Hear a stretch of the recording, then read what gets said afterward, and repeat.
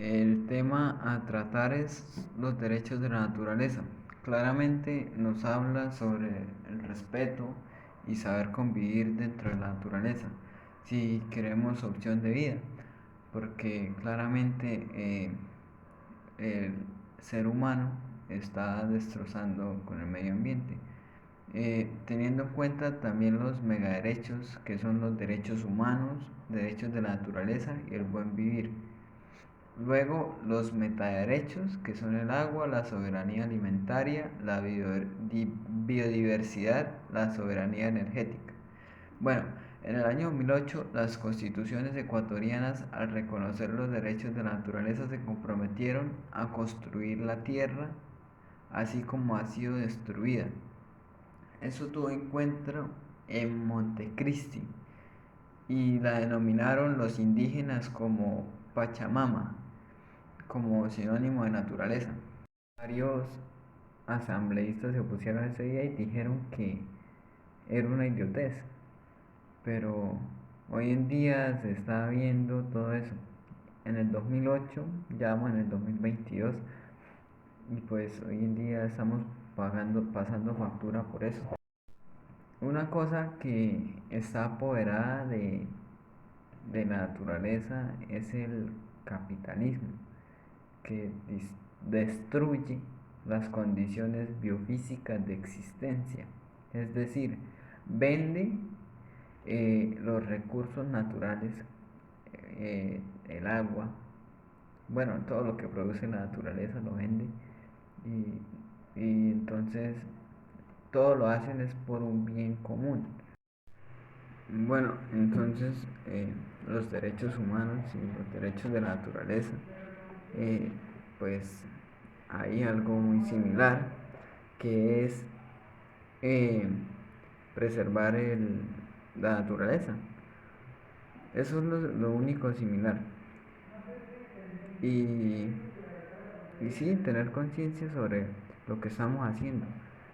Eh, Esto también plantea eh, pasar del antropocentrismo, que se centra en la persona, al biocentrismo, que ya se reparte entre todos los seres vivos. Es decir, organizar la sociedad y la economía asegurando la integridad de los procesos naturales, garantizando los flujos de energía y de materiales en la biosfera sin dejar de preservar la biodiversidad del planeta.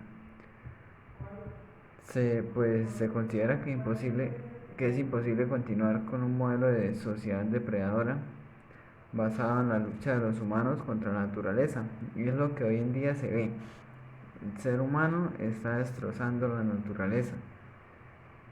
Esto se crea con el fin de que no se haga más con el bienestar y la riqueza de los bienes materiales y no crezcan, acabar eso del crecimiento económico y los consumos limitados.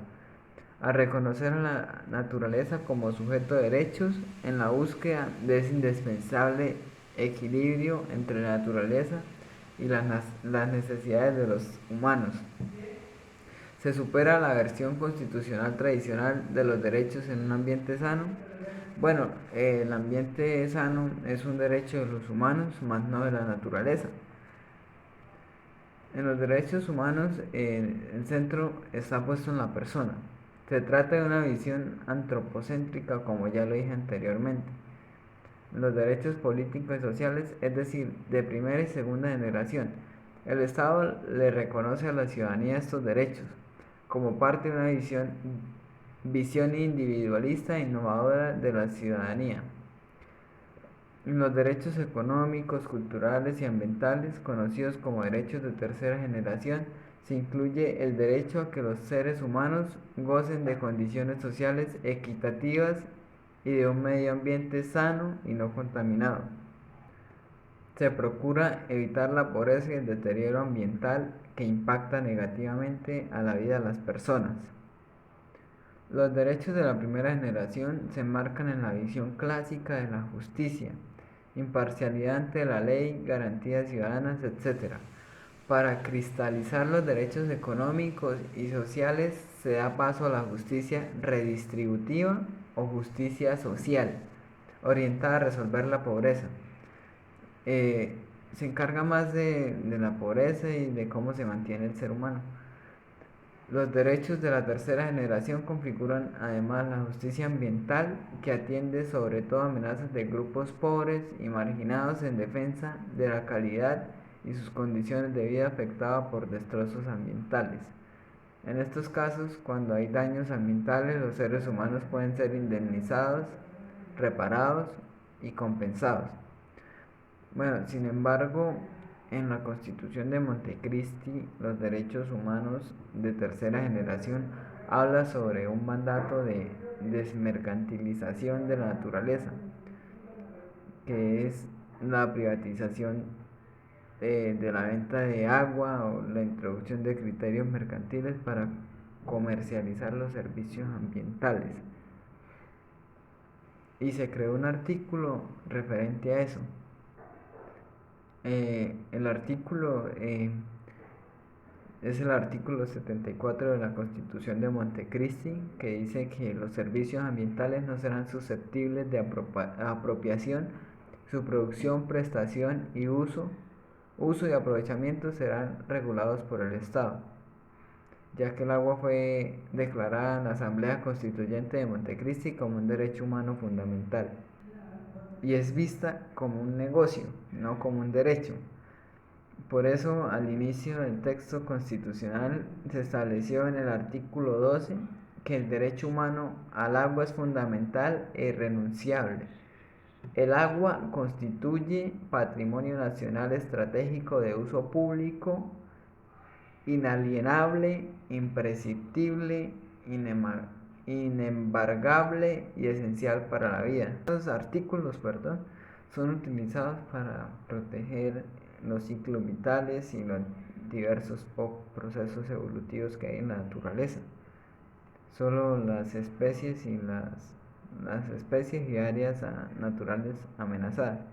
En este campo, la justicia ecológica pretende asegurar la persistencia y la supervivencia de las especies y sus ecosistemas, como conjuntos, como redes de vida. Esta justicia es independiente de la justicia ambiental, que no es de su incumbencia en la indemnización a los humanos por el daño ambiental. Se expresa en la restauración de los ecosistemas afectados, que en realidad deben aplicar simultáneamente las dos justicias, la ambiental para personas y la ecológica para la naturaleza.